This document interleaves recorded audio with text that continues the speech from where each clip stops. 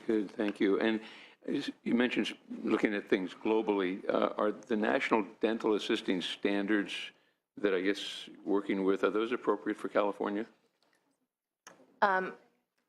I believe you may be referencing the CODA Dental Assisting Educational Program Standards. Staff has done 2 reviews matching the CODA Dental Assisting Educational Standards to the Registered Dental Assistant Educational Requirements in California. And while they do share many similarities, they are not equivalent, is what we've been finding. We have had CODA representatives come and make a presentation to a special workshop that we scheduled for the council to do further fact-finding as part of the regulatory development process. It is still pending review, additional review at this time, but and on its face, preliminary findings has indicated that they are not equivalent. We do have the regulatory authority, though, to accept CODA findings as part of our educational requirement approval process. Okay, thank you. Yeah, I'm not trying to harp on this issue, but it is curious. So if you're in Northern California, you have a much better chance of passing the exam that we've been talking about. And that's a very strange statistic that 47% passed in Northern California, but only 24% of the 468 in Southern California. So how do we account for a regional, such a dramatic regional difference? And then these numbers really were as a result of the practical examination being recalibrated, not the written. And then I think I heard you say that you might just do away with the practical at some point. And here's my concern. What about all the poor people in Southern California in particular? Our folks are doing a little better up here, who want to do this work. They've gone and taken the class. They really want to get a job in, the field. And then they're going to find out a couple years from now that the new people aren't going to have to even take the practical exam. But right now, this is the exam that's preventing them from getting into this job market. If I might address the question on the exam, I think the practical would move away from a hands-on bench exam to a computer-based exam. We were informed by Office of Exam Services that virtually no boards or bureaus do practical exams anymore. They've all gone to computer-based testing for many reasons. It's easier to control the exam, greater efficiency, you can get the exam out there. And I just might add, that's for people that are supervised. So registered dental assistants are supervised a group of people. Barbering and Cosmo still has a practical examination because those folks go out on their own. So the reason behind perhaps eliminating an examination, and the board has not discussed this yet. It will be part of the discussion in terms of the whole examination, but the recommendation from the Office of Professional Examinations is we can test a practical examination similarly in a written examination. Well, yeah, and I mean, I guess I think it's a great idea because can you explain the difference between Northern and Southern California passage rates? Unfortunately, it's been a trend that the board has been experiencing for quite a few years. And coming on, it is something that is of concern to us, and we are hoping to look into that as part of these studies. On its face, we don't have an exact answer as to why there is such a dramatic difference between the North and the South. Well, it's a bit of a problem. Yeah, it is. I mean, it seems that if the standards are the same, I mean, obviously it's a subjective practical exam, but if you're using the same criteria, you would expect the same results. So I have an answer. I think it's because Northern California dentists are nicer. Well, that's what do you think, Mr. Wood? No comment. It would be nice to get some response when you find or can determine what that difference is. I mean, regardless of what it is, I think it's important for us to know what's creating that differential between the Northern and Southern California, because it's certainly not fair to the Southern California if there's something in your processes that are causing that to occur. So are you asking if there's a difference in the examination? Well, no, I understand there's no difference in the examination. No, but there's something causing something there. And maybe if you could find out, maybe it's the schools that are different. Or the recalibration didn't. Whatever it is. The examiners and the examiners are often the same. So I mean, it's the same examination being administered north and south. So it would be directly related to the education that the people are getting. That would be important to know as well. Yeah, the examination is the same in the north and the south, and has always been. Okay, just briefly, we could go to issue number 5, which is the dentistry fund condition. Okay, and I'm going to be giving that. Very good, thank The you. board has been asked to respond to issue number 5 relating to the dental fund condition and whether or not the board is adequately funded to cover its administrative, licensing, and enforcement costs, as well as adequately funded to continue to improve its enforcement program and ensure it is fully staffed. As was mentioned previously by Ms. Burton, the dental board is a self-supporting special fund entity that obtains its revenues from its licensees. There are currently 2 funds that the board oversees, the dental assisting and the dentistry fund. The funds are not commingled. The dental assisting fund is solvent with a healthy annual reserve and to date maintains a good balance between revenues and expenditures. Conversely, the dentistry fund has had a growing imbalance between revenues and expenditures for several years, leaving a decreasing fund reserve. Licensing fees had not been increased for dentists for over 16 years. In an effort to prevent the fund from falling into a negative balance, the board promulgated regulations to increase licensing fees from $365 to the statutory limit of $450 effective July 1st of 2014. This fee increase was a short-term fix and not sufficient to alleviate the impending imbalance of the dentistry fund. An analysis conducted by the DCA's budget office determined that the license fees should be raised to $525 to ensure solvency into the foreseeable future.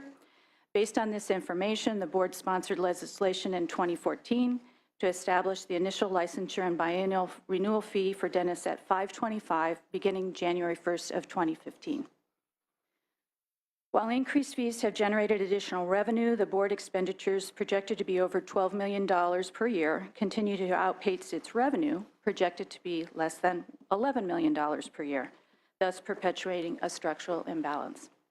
Part of the reason for the increase in projected and actual expenditures in recent years has been due to the funding of 12.5 CPEI positions, increased expenses associated with BREEZE, increased costs due to legislative mandates, unexpected litigation expenses, and general increase in the cost of doing business over the past 16 years. While the board has expended less than it will have been authorized to spend due to cost savings and reimbursement, I would like to emphasize that our fund should be able to sustain expenditures without relying on estimated savings or reimbursements. Latest DCA Budget Office figures project the board will have only 0.5 months in reserve in fiscal year 16-17. The board is fully aware of the serious nature of the dentistry fund and will continue to monitor expenditures and investigate cost-saving measures and ways to work more efficiently. To this end, the board is currently undergoing a fee rate audit to determine the appropriate fee amounts to assess and to project fee levels into the future. A fee audit will also take into account the funds necessary to establish a reserve of 4 to 6 months for economic uncertainties and unanticipated expenses, such as legislative mandates and the DCA costs. In addition, while the dental assisting program has its own staff for licensing and examination paid for by its fund, the rest of the functions relating to dental assisting, such as administration and enforcement, are performed by board staff and paid for by the dentistry fund. As a result, the fee audit will examine the appropriate fees and costs for the dental assisting fund, which currently does not pay the dentistry fund for any costs associated with administration or enforcement, and has a very large reserve. After the results of the fee audit come out, the board anticipates requesting an increase in the statutory fee caps so that going forward, the board may raise fees incrementally within the caps through the regulatory process. Critical to the board's ability to ensure not only a healthy budget, but adequate funds to cover the board's administrative, licensing, and enforcement costs, and to continue to improve its enforcement program and staffing, will be raising the fee caps in statute. We will look forward to working with you toward that end. This concludes my comments. Are there any questions? Very good, thank you. And questions on issue 5? Yes. Just a question about, what's the impact of BREEZE on your fees for licensees? Well, I think they're huge. Yes, moving forward, it's going to take, we're going to take a big hit proportionally, as all the boards are within DCA. Have you taken a hit at this point? Our big hit, I believe, starts beginning July 1st, And what's that going to look like? probably $500,000. Which is why you're asking for a statutory increase. Well, we're in the process, we have no reserve. And so had we been able to keep our fund robust, these types of costs should be able to be absorbable. The board is going to be on track through this audit that we're conducting in establishing policy to review the budget situation probably annually as we move forward in order to incrementally raise fees as necessary through the regulatory process. But we are at a point now where the statutory limits need to be raised, and we anticipate raising those based on what our auditor has come up with, and that's looking into the future. So we're looking down the road 5 years, 10 years possibly, and establishing fee caps.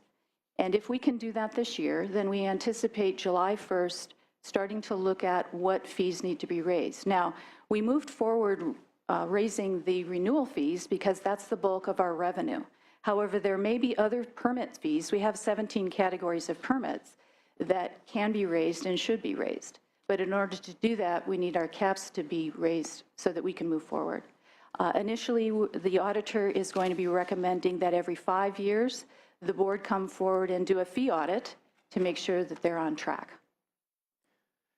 And it's okay. I'm curious. It's a long time, 16 years between fee increases, and then two in a relatively short amount of time, which is Yes. essentially 50% increase for licensees. Why wait 16 years and watch your fund reserve balance go? It's obvious your expenses are going to continue to rise, and you have a reserve for a reason. So why? And I know you're new, and I'm not trying to throw you under the bus, but I am curious as to why. It's not why would so we go bad under the 16 bus. years? Oh, it isn't. Well, it is if it backs up on you. It might Yes, not that's be a good true. thing. So. I have no explanation. As you said, I've been in this job 2 years. I can speculate that there was a time when the board had 6 executive officers within 6 years. And when you have 6 executive officers essentially annually, there's no way that you can keep track of what's happening with the budget. Additionally, with the turnover on a board, we now have 7 new members on the board. As the legislature knows, it's a constant education of people. And so you do need to keep your finger on the pulse of it at all times. And I think that it wasn't done. I mean, it appears that other boards are in a similar situation, not having raised their fees for a long time. And I'm grateful that we were able to go that long without raising them, and we're hoping to get things back on track now so that there won't be any shocks in the future. And I think that we will be able to get there. But Dr. Wood, you as a member of CDA, they also had not raised their fees in 16 years, and it just so happened we all raised them the same year. So that was a big hit to dentists that year. The difference is we had non-dues revenue. Yeah. So which account for a lot of that. Yeah. So, so I was just curious about that. So where would you like your reserves to be? Well, I think that the auditor is conservatively saying 4 to 6 months. I think we'd be happy with 3 months. And I believe that the audit report that should be coming out any day, the final, will show us how we need to get there, suggest how best to get there. So we're hoping to recover our reserve in a 5-year period rather than a 3-year period. That means we're stretching out a little longer to build up our fund a little more slowly. But in the meantime, we have measures that we can do to make sure that we are not going in the red. That is, if in desperation, we need to hold back on filling positions. Currently, we have 4 enforcement positions, investigators. It takes 4 to 6 months to fill those positions, so there's a cost savings there while we're waiting to fill those positions. So we're looking at effective methods to be able to save money along the way.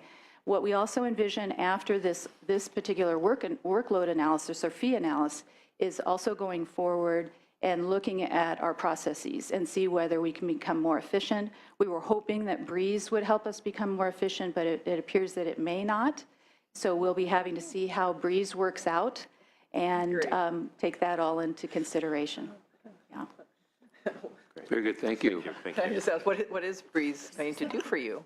What is, we are in release 2, and we're very hopeful. So Yes. it's not that Breeze is failing, you just don't have it yet. We don't have it yet, Okay. and we are hoping that it's going to be as good as everybody is hoping it's going to be in release 2. Good. Very good, thank you. I think we'll be moving to Ms. Lane for enforcement, and that would be issues 15 and 16. Good afternoon. Good afternoon. The board has asked me to address issue 15 relative to disciplinary case management timeframes and whether or not disciplinary cases that have been adjudicated but are on appeal have skewed the closure numbers. The board receives between 3,500 and 3,900 complaints per year. Over the last 4 fiscal years, the average time to close a complaint in the Complaint and Compliance Unit was 96 days. This time frame represents a marked improvement from the board's last sunset review, when the average number of days was 435. In fiscal year 2013-14, the board completed 3,759 complaint investigations and averaged 190 days per investigation. CPEI sets the target for completing formal disciplinary actions for 540 days. The board is currently exceeding that target. A major contributing factor to case aging has been when a case has been concluded. If a writ petition is filed in Superior Court, the case is reopened. The aging clock on that reopened case starts with the date the case was first referred to the Office of the Attorney General. That case is finally closed when a petition decision by the court is received or when 5 years has passed with no action on the petition. The board notes that some of the timeframes in completing an accusation are outside the board's control. The number of accusations filed has remained relatively consistent over the last 8 years. However, the timeframes have actually dropped in recent years due to utilizing citations as an alternative form of discipline in less egregious cases. The board acknowledges that while the total time to complete the formal disciplinary case exceeds the target of 540 days, the number of days the board has to complete investigation is 270, well within the CPEI's goal relative to case investigation completion. In addition, while the board, along with other boards, received additional positions under CPEI, which has increased the enforcement capacity and ability to investigate and bring cases forward, the AG's office and the Office of Administrative Hearings, which hears the cases, did not receive additional staff. Additional reasons for delay that are beyond the board's control include opposing counsel, suspensions while criminal matters are pending, difficulty in scheduling among witnesses, patients, and other parties, as well as scheduling hearings with the Office of the Administrative Hearings. The board is committed to focusing investigators' times on older cases, on exploring additional opportunities for the issuance of cease and desist orders and increased utilization of citations where appropriate. In addition, we're looking for alternatives to shorten the timeframes for completing the disciplinary process by including settlement terms and conditions when a signed accusation or statement of issues is returned to the Office of the Attorney General for service on the respondent. We are also asked to address issue number 16 on whether the board has employed an adequate number of staff to perform enforcement functions in a timely manner. In 2011, the board was allotted 12.5 positions under DCA's CPEI budget change proposal, and investigator positions were distributed between our northern and southern offices. An investigative analytical unit was established in our Sacramento headquarters. The board's enforcement managers developed case assignment guidelines, conducted extensive case reviews on all open, previously unassigned cases, and distributing them among new and existing staff, resulting in the elimination of the backlog of 200 investigations. The success of the board's increased enforcement efforts resulted in a strain on the existing administrative support staff. Because CPEI did not include technical staff to perform support functions generated by the increase of complete investigations, consequently, the investigative staff performs these functions to avoid any delays, which reduces the time they spend on their investigations. the board will submit BCPs for 2 support staffs to address this gap. In 2011 Sunset Review, the board was able to fill a majority of the enforcement positions. Case closure rates climbed following the addition of the positions and remained steady, averaging 968 per year, up from 651 per year 4 years ago. Despite an augmentation in enforcement staff levels from CPEI, the board notes that case loads per investigator continue to remain significantly higher than other programs within DCA. In addition to an investigation caseload, board investigators also carry probation monitoring caseload. The number of licensees placed on probation has nearly doubled from 148 in fiscal year 2010-11 to 311 at the end of fiscal 13-14. We are looking at the possibility of adding staff dedicated strictly to probation monitoring and creating a probation unit to better support this challenge. After the board receives the results of the fee audit, we'd like to seek a staff and workload analysis to determine the appropriate level of staff that would be sufficient to reduce the investigative caseloads. The board currently has 130 available subject matter experts to provide case reviews for our completed investigations. The experts conduct an in-depth review of treatment provided to patients in cases alleging substandard care and, when necessary, provide testimony at our hearings. The current compensation rate, which we pay, is $100 an hour for a written review and $150 an hour for testimony. This amount has not increased since 2009. We will be looking at the compensation rates of our subject matter experts used by other boards to see if increasing the compensation in our current experts would result in any continuity in our current expert pool. The board has been recruiting experts through our website and outreach to dental societies. Through our recent recruitment efforts, we believe we resolved this issue for now. This concludes my remarks. Are there any questions?